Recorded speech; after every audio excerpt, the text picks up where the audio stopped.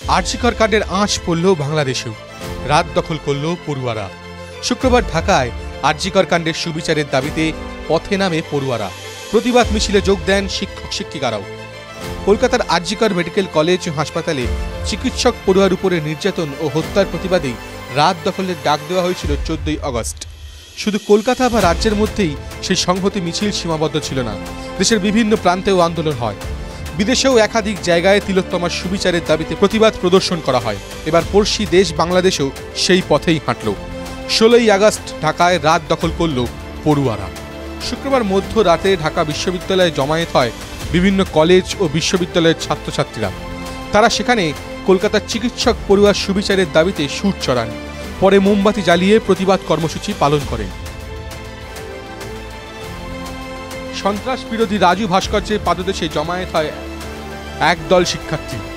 হাতে প্ল্যাকার্ড নিয়ে প্রতিবাদ জানান তারা।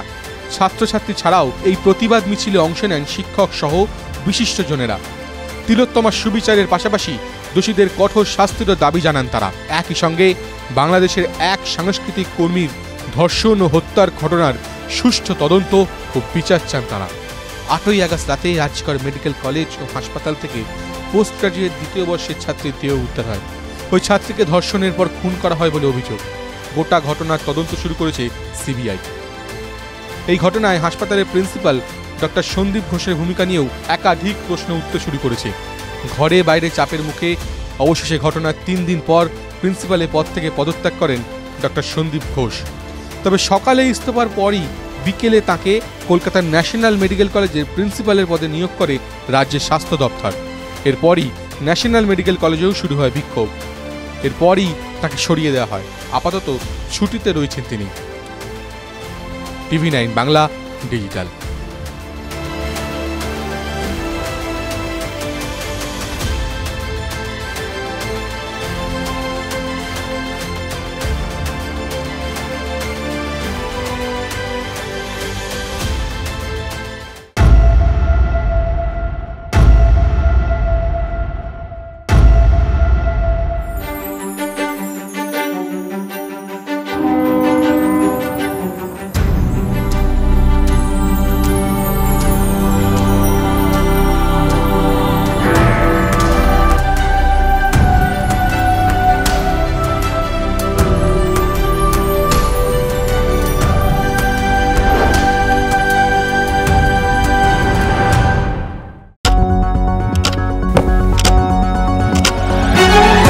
রাজনীতি শুধুই কি রাজার নীতি?